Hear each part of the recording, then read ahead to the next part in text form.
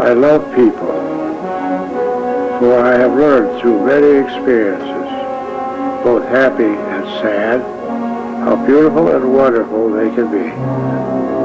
Those words were penned in 1955 by Marshall M. Fredericks, a sculptor known throughout America and abroad for his monumental figurative sculpture, inspiring public memorials, exuberant fountains, insightful portraits, and whimsical sculptures of animals.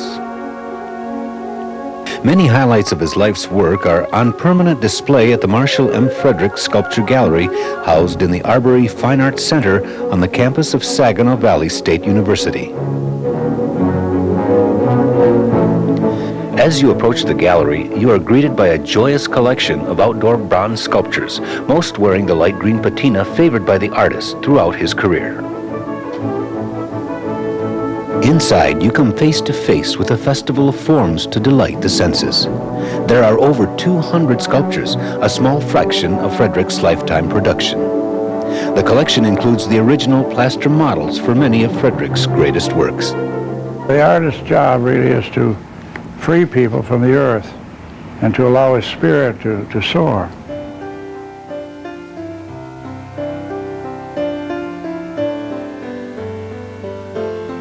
Marshall Fredericks was born in Rock Island, Illinois in 1908.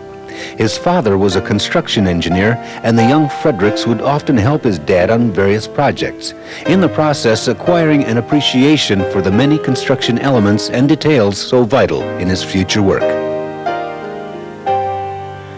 He graduated from the Cleveland School of Art in 1930 and won a traveling fellowship.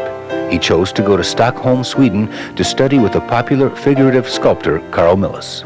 Upon his return to the States, he taught briefly at the Cleveland School of Art before joining the faculty of Cranbrook Academy of Art and Cranbrook and Kingswood Schools in Bloomfield Hills, Michigan in 1932.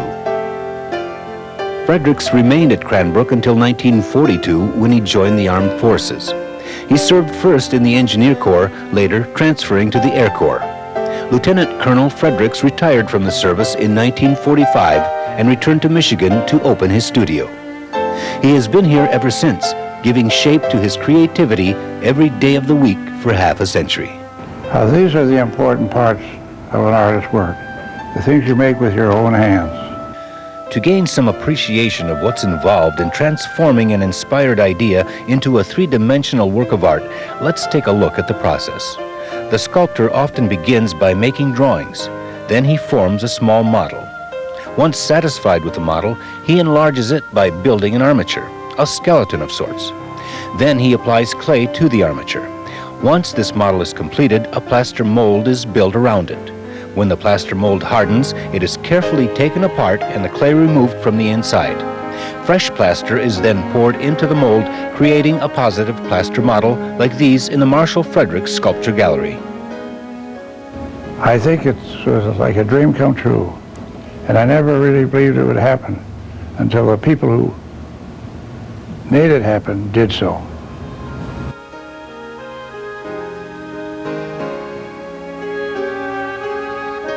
The Marshall M. Fredericks Sculpture Gallery is largely a result of the efforts of Mr. and Mrs. Ned Arbery, longtime patrons of the arts and Saginaw Valley State University.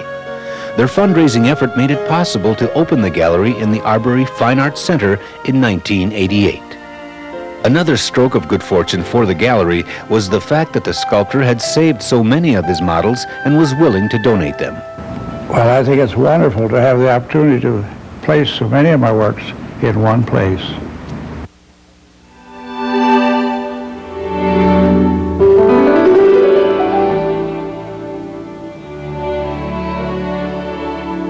The gallery houses the most extensive collection of Fredericks sculptures in existence, including models and casts of his best-known and best-loved work. The most famous local work is The Spirit of Detroit. It is a colossal figure which kneels outside the entrance to Detroit City County Building. It was designed to express the spirit of man through God and the family. In the early 50s, Fredericks was called to Indian River, Michigan, and asked to build a 6-foot-tall figure of Christ for the Catholic shrine.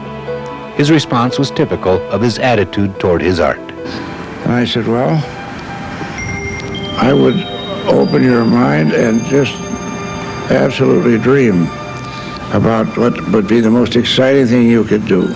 Do the largest crucifix in the world.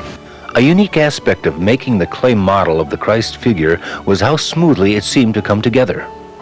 I kept adding clay, and I'd touch it up with a tool, but I never had to correct anything, really. It just seemed to work in a mysterious way. I like to feel that in some way I was guided a little bit with that project. The largest crucifix in the world was finished in 1959, and Fredericks, the philanthropist, accepted not a single cent for his services. Fredericks also contributed his services on the Fountain of Eternal Life, located in Cleveland, Ohio. This is the largest sculptural fountain in the world. The figure in the center rises 37 feet from the flames of war, reaching upward and onward toward eternal life.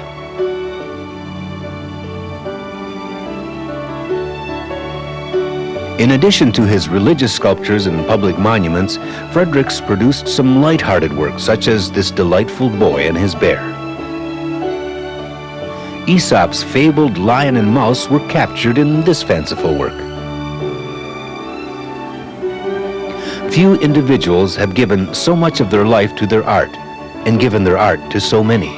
Come enjoy it soon at the Marshall M. Fredericks Gallery. Share in the celebration of the Spirit.